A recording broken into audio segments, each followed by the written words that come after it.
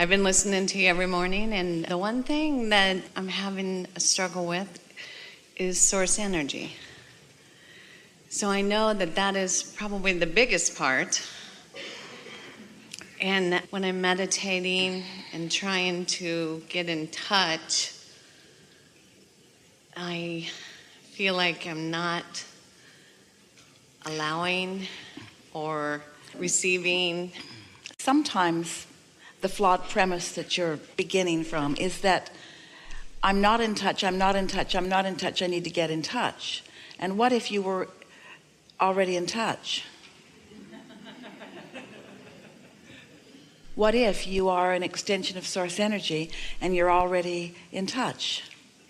I guess logically I know that, and I know that the only thing that could keep you from in the moment resonating with source are thoughts that make you feel uncomfortable when you think them.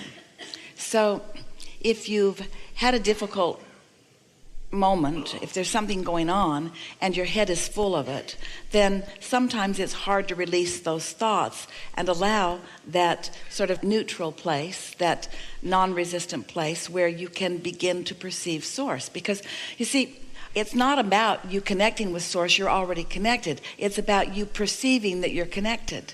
It's only your perception of your alignment that's ever in question, because the alignment is always there. Source energy is flowing through you. Every cell of your body is a recipient of it. So you are already in connection with source. But sometimes you think thoughts, sometimes people think thoughts of unworthiness, which doesn't let them realize it. Or sometimes they're mad at somebody, which doesn't let them realize it. And it's the reason that we teach quieting your mind. So as you find something to focus upon that isn't much to think about, but distracts you from things you were thinking about, then it's easier for you to perceive your alignment with source. It's just about you realizing it. And really, when you're in the mode of appreciation, you're letting it flow. That feelings of passion, that's really connection to source. And we've been saying to our friends for a while, we would rather see you in a state of appreciation than in a state of meditation, because both hold no resistance and both are in alignment with source. It's just that when you are in appreciation, you're thinking thoughts, you're thinking source-light thoughts, you see. So meditation is a wonderful tool to release resistance. But like all tools, it works better if there's not a lot of resistance to release to begin with. If you get yourself all balled up about something and really worried about something, as a last-ditch effort you sit to meditate, you're not going to be able to quiet your mind, because law of attraction is going to take you there and there and there and there and there, and then you're going to say, source must be out to lunch because source didn't come and get me. Well, it isn't that source was right there for you. You just weren't ready to perceive. And so let's use the word perceive and receive interchangeably for a little while. Your perception and your reception is sort of the same thing. So you can give yourself some advantages by meditating earlier in the day before your thoughts get moving against you, so to speak. Or stay there long enough, applying some effective tools until you are sure that you get there, and then enjoy it. Just enjoy the milking of the sensation of connection. As we've watched so many of you, we've noticed that what works most for most of you is to find something to focus your mind upon. It can be something you're looking at. Sometimes people dangle crystals that are sort of shimmering in the light, and they just focus upon the variety of that. Sometimes people light a candle and they just watch the flame. It sort of just slows your mind down. Esther likes to isolate a sound in a room. And in this room, you could focus upon the wind you can hear coming from the air conditioner. Can you hear that wind? You just focus on that wind. You have to focus on it because there's other things going on, like us talking, someone coughing. There are other things that could distract you. But if you keep bringing your mind back to that wind, not thinking about where it's coming from or what it is, but just listening to the sound of it, that's going to quiet your mind. And so the question is, do you have the ability to focus? Well, the answer is yes, and law of attraction makes sure that things get big enough that they're very compelling to focus upon. But the bigger question, the more important question is, do you have the ability to focus upon what you mean to focus upon? Could you look into a segment of something and focus upon what you want to focus upon? And that's what the value of meditation is. It teaches you focus. You're not going to find that feeling of connection with Source without focusing yourself into it, because most environments are not conducive to that. Most environments have enough unwanted things present in them. You see what we're getting at? It's a very unusual time that any of you could be conditional enough in your life that you could find a point in time or a place in time where everything that you looked at was so perfect that you could just look around and find harmony with Source. You focus yourself into your perception of Source by finding really subtle vibrations. Because sometimes you go too hard into what you want. Sometimes people use meditation to sort of affirm what they want, and without even meaning to, they go over here too far to something that they want that hasn't manifested yet, that they're not ready for, and then they don't let what they are ready for happen. But what you are all ready, without exception, what you are all ready for is to quiet your mind and allow Source to be within you unrestricted. There is not one of you who is not ready for that, you see. So it's just about non-thought. Esther started by counting her breaths, not even keeping count of them so much as noticing this one's out, this one's in, this one's out, this one's in. It's really boring. This one's out, this one's in. This one's out, this one's in. Still boring. This one's out, this one's in. But after a little while, this one was delicious, and this one was delicious, and this one was satisfying, and so was this one. And then she felt detached. And she knew she was detached because her whole body felt numb. Sort of in the chair but not in the chair. Touching the chair but not feeling the chair. A very clear distinction between her toe and her nose, but she couldn't tell it. Because she was only focused upon in and out, in and out. Not even about lungs, not even about air. In other words, after a little while, it was just all vague. There was just no attention to anything. And when there's no attention to anything, then you are in pure concert with your Source. Now, you do that for a little while every day.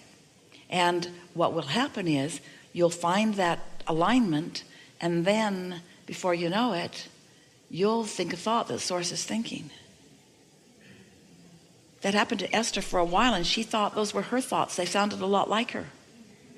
And so then she would just go back and breathe more and more and more and more. So we really appreciate your request for this, because it is the sure way to release resistance. So we say release resistance, and then once you release resistance, what that really means is you've stopped momentum. You've stopped any contradictory, resistant momentum. Of course, you cannot stop the momentum of your Source. So in stopping resistant momentum, you've allowed the momentum of love. You've allowed the momentum of your inner being's attention and appreciation of you. You've allowed your inner being's appreciation of you, which translates into your own feeling of worthiness. You've allowed calmness. You're just allowing well-being, you see. And then off you go. Instead of forcing it. I think sometimes I try to force it. Think about that in light of what we've already been talking about. You've got some idea of what you want to achieve and why you want to achieve it. So you're looking for it and not finding it, and then you're messing up the readiness for what you're ready for. Esther sat here this morning for a little while. She came a little early, and she could hear you in the room. And she was reaching for a sound that she could focus on. And she said to herself, I think I'll just focus upon this sound of joy. Because you were noisy and laughing. You were laughing and obnoxious. It sounded like music, you see. And so she wasn't looking for silence. She was just looking for something good feeling to focus upon. Yeah, that's the answer. Always the answer. Ready to be ready. And so that is the ultimate getting ready to be ready. Because if you will spend a few minutes in the morning, 15 is enough, and it might take you 14 to get there. But once you get there, now you're ready to be ready, which means that your next moment in time is going to be more likely that you will find things of pleasure there. And your next moment, if we could convince you that this conversation isn't about preparing you so that you can be invincible, or preparing you so that you can create anything, or so that you can be or do or have anything, that's not what this conversation is about. This conversation is about you allowing yourself to be ready for what's raining down around you that you often can't see. Readiness for timing, readiness for clarity, readiness for the right thing to flow from you or the right thing to come to you. It's turning you into, over a little bit of time, a cooperative component to your own desires. You cannot be a cooperative component to your own desires if you are harboring any ill will toward anyone or to yourself, you see. So sometimes you have to kind of start at the very beginning, and that's all right, because the very beginning is no thought. And no thought then will lead to something that feels a little better, and something that feels a little better, and something that feels a little better. And then when you do, and you will, stumble onto a circumstance or an event or even a thought in your own mind that is not harmonic, which is not in harmony with your inner being, it's going to feel awkward to you. And in its awkwardness, you can then choose. This thought which doesn't feel so good, which is very small, really, in comparison to some thoughts that I've thought, because I've meditated, even these thoughts really can't get a lot of momentum going. And then, before you know it, you have bridged every belief into one that serves you. The belief that you held that you weren't good enough has morphed into one that, of course, you are. The belief that you held that life is going to be hard for you has morphed into it's not difficult to be ready for something good to flow. The belief that you've held that, oh, this is good and this is good enough, but the other shoe will drop, will morph into, oh, contrast serves me so well, and I always find what I'm looking for. Before you know it, you will just feel well-being. You will find such well-being that you will be prepared for a world in upheaval. And that's such a nice thing, because your world, if you look around enough, is always in upheaval. Alignment is what brings clarity out of chaos. And chaos is a good thing, not a bad thing. Because chaos is diversity. And diversity means choices. So you don't want to get rid of the diversity or the choices. You want to get better at focusing, you see. And so, when you're good at focusing, then the world and the components of the world can be doing all the things that they're doing. And you just ride steadily through it, seeing the positive aspects there and there and there, finding positive aspects in the most unexpected places. And then, the more consistent you are at it, the greater your connection, the steadier your connection, the more satellite dish-like you are beaming in the signal of well-being, so that others who haven't figured this out yet can be uplifted for a moment by your calm, by your clarity, by your acknowledgement of well-being, by your unwillingness to rant and rave and panic over whatever it is. You see, life is supposed to feel good for you. But these things are always true. You will never feel good if you don't have desires that you are allowing right now. You will never feel good holding a desire that you're not allowing. So how do you not disallow? By focusing on something that doesn't hold the negative framework. You are better in no thought than in trying to bring a negative thought to a positive thought. Helpful? Yes. We are appreciating this conversation about meditation. It's a really wonderful time for it. Watch how you feel when you move through a day after you have meditated for a little while. Watch how different your day is. Watch what you're ready for. Watch what you rendezvous with. Watch how you feel. And watch how in time, and we're not talking about a long time, we're talking about a matter of a few days. Watch how powerful you begin to feel. How sure-footed you begin to feel. And then how eager you are to get out there where all kinds of things are, because you know you're steady. Okay. Yeah. I will. We know you will. Watch that. Thank you. We know you will.